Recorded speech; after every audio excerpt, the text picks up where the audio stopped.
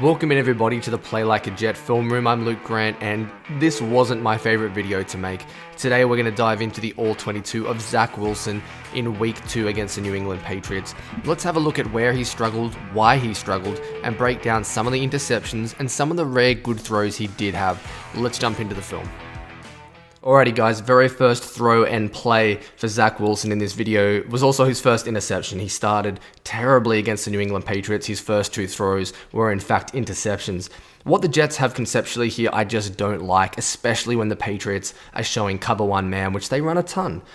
You've got this deep stab dig combo. So the stab is that curl route over the middle and then the deep 20-yard dig behind it. Both of those routes heading straight into the free safety. Don't like it spatially. Don't think either are particularly great routes against cover 1 without a post or something to stretch the field vertically.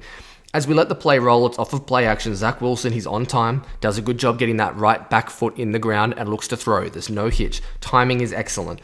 But as you see at his release point, there's nothing open. Both of those receivers are blanketed. The running back's coming out of the backfield. The Jets are in max protect. And as a result, they have a linebacker streaming through the A-gap after he checked his pass coverage responsibility. And Zach Wilson forces it into tight coverage, gets batted up a few times, and they get the interception.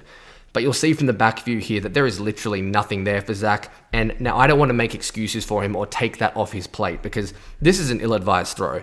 He gets a bit of pressure up the A-gap. You see him start to just panic and make that decision to snap hair early. And there's just nothing there. The receiver is behind the DB. The DB's played that terrifically. He's undercut the deep stab.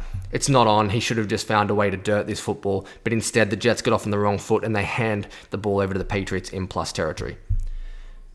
Second concept here, it's effectively a bit of a sail off play action again. So this is a concept Zach run time and time again at BYU, and it's off of play action. He's rolling out and you get these 3 levels of almost a high-low reading, 2 defenders, and the Patriots are in fact in zone here. It's a combination of kind of cover 6, cover 3, but instead of having that boundary receiver at the top playing the deep third, they kind of use a linebacker or a safety to do that.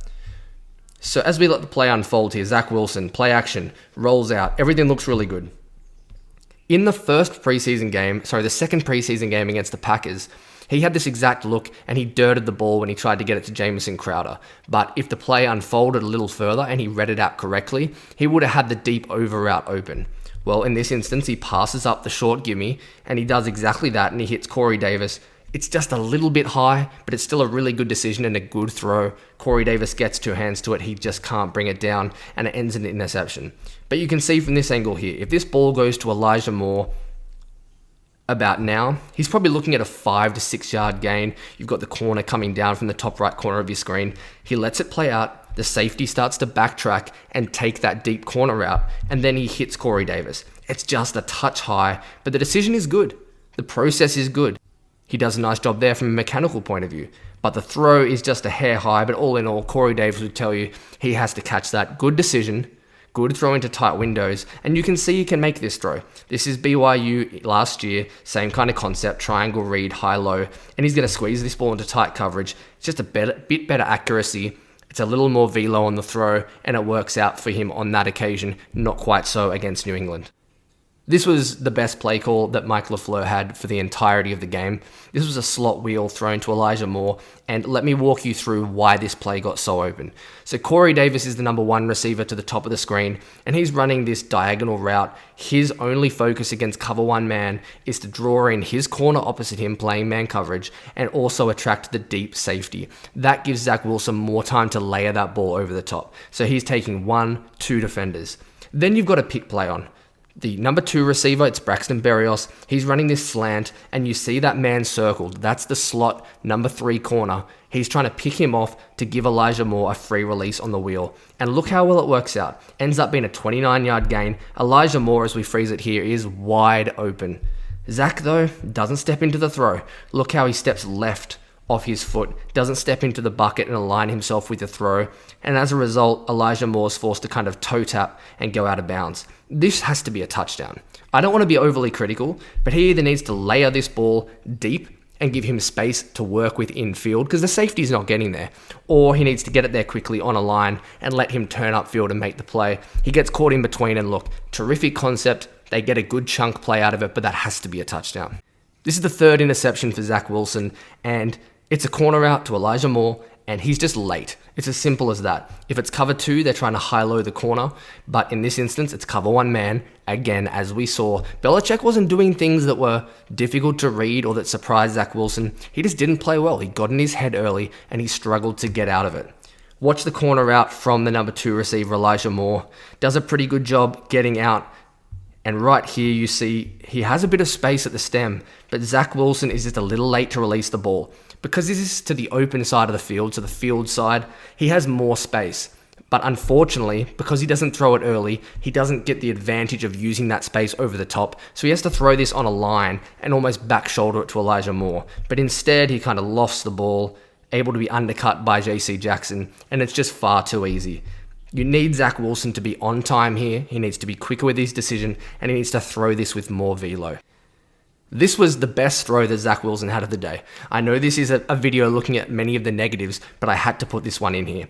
Pre-snap, the Patriots are showing cover 1 like they did the entire game, but this time they rotate late to a cover 2. So you're going to see that safety who's playing the robber role. He's going to rotate to the left and become that 2 deep safety shell. And now this defender with the star in it playing the flat at the top of the screen, he's the man the Jets are trying to high-low. Conceptually, this is what they're doing. They're running a speed out underneath, and then they're running this flat 7, which is effectively a rounded corner route. They're going to high-low, put him in a bind, and Zach Wilson has to make a decision off of that. In shotgun, off the snap, just watch what a great job Zach Wilson does of fitting this ball in. When he releases the ball, someone diving at his feet just layers it in to the cover 2 hole shot to Braxton Berrios. Berrios makes a terrific catch. Great job getting both feet down, but Zach Wilson still didn't step into the throw. It's a little off his back foot. He probably could have stepped up towards the pocket, but did a nice job layering that in. And that's a big time throw. That's what we saw in the second half against the Panthers. He didn't do much of it against the Patriots, but you can see the talent is still oozing out of this young man. The last 2 plays I wanted to look at are focusing on lower body mechanics, something that Sam Darnold had his issues with here at the Jets, and Zach Wilson had much of the same against New England on Sunday. This play here, Braxton Berrios running a little delay option route, which is going to turn into a drag, and he's wide open. You can see underneath, this is a pitch and catch for 15, 20 yards, depending on the location of the ball. Zach Wilson, though, as you see at his release point, his left foot doesn't step into the throw. I know he has a bit of pressure on him, but he steps away with his front foot. He leaks away from the throw, and as a result, where does it end up? High and outside. Not a good throw, not a good decision. The last one here is going to be a better example of showing you his footwork. This one to the running back, Michael Carter. This is even further open. This is just naked in the NFL. But Zach Wilson doesn't do a good job with his mechanics. On the positives here, off of play action, does a really nice job feeling the pocket and maneuvering within it. There's that Baker Mayfield comp in college that I saw. But right now, he's got to snap his body with his eyes, get that front foot towards the target. Instead, as we freeze it right here, you can see his feet are pointing towards, a 7, a corner route, but instead he's trying to throw this ball to 9 o'clock.